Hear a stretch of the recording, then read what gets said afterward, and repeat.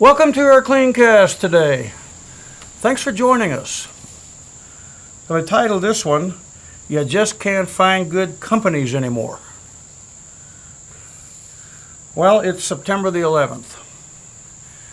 And while September 11th is really famous in American history, September the 11th, 9/11,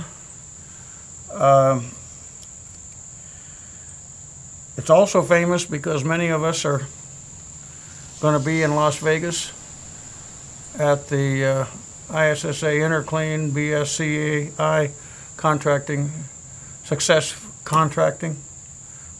success, I guess it's called. And interesting enough, we're going to be there, and I'm wondering how many times I'm going to hear the phrase, you just can't find good people anymore. Nobody wants to work. Have you said that? Have you ever said that? Nobody wants to work. Or they show up for the interview, fill out the paperwork, don't show up at the building. Or they work, I never worried about the first night. Like when starting a new account, I never worried about the first night. It was always the second night. Because I always hired double for a major startup because I figured that some people would not show up the second night, and that was true many times.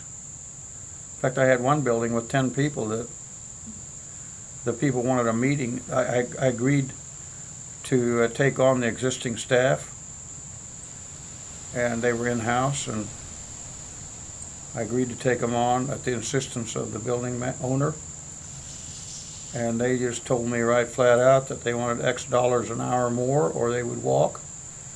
So I went over and got on the phone and called my operations director and said, bring in those 10 people that you got in the training room right now, because we're going to start cleaning that building. And it worked. A little hectic night, as you can imagine. But people tell me that all the time. I can't find any good help.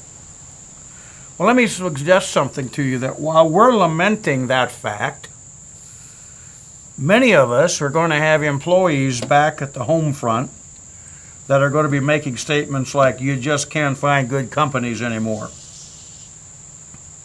They promised me the moon and then treated me as a second-class citizen just because I'm part-time. They don't have a training program. They don't have an orientation program.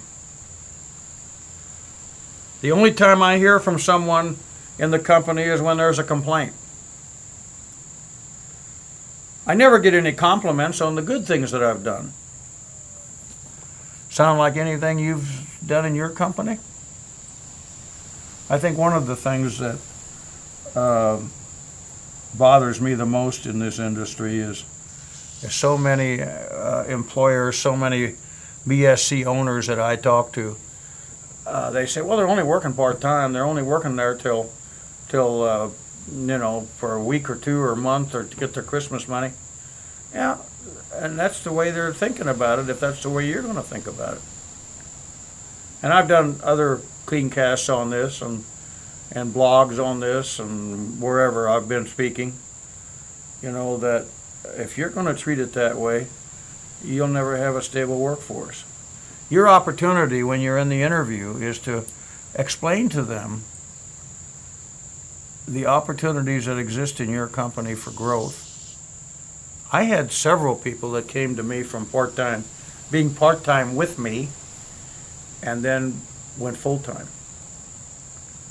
I recall back in the olden days when I hired a lot of part-time military people, and they would come to work for me to 6 to 10, and several of them, as they filtered out of the Army, out of the military, in this case, Air Force, came to work for us full-time.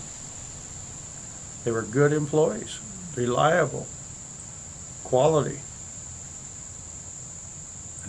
So your opportunity with part-time people can be great.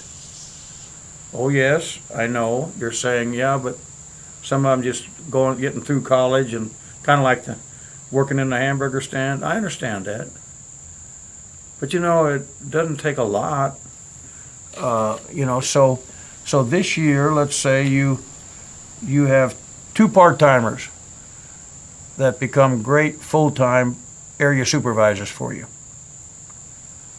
And you maybe work 100, but you got 2 good ones. That's worth it for a part-time thing.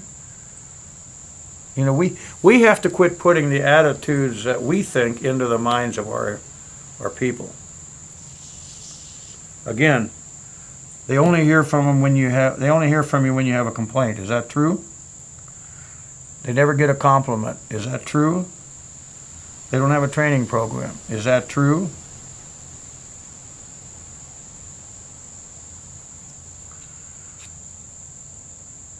Do your employees feel part of the team?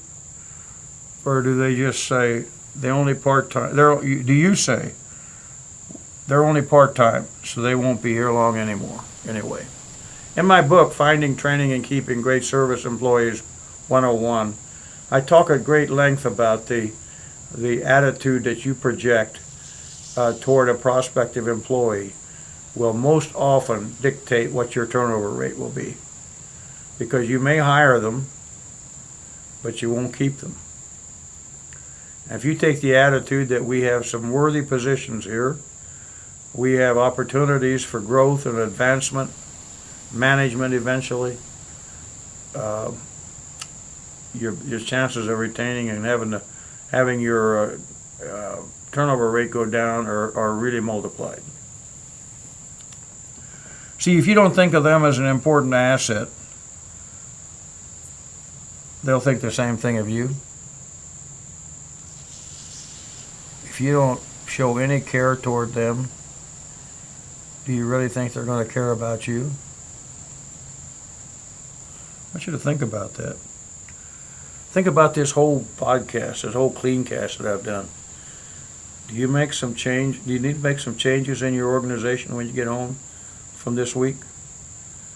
Or are you going to be willing to just keep complaining that you can't find good people while your employees are complaining that you can't find good companies? Let's try to close that gap. It'll be better for you, it'll be better for your employees. Thanks for joining us today. See you next time.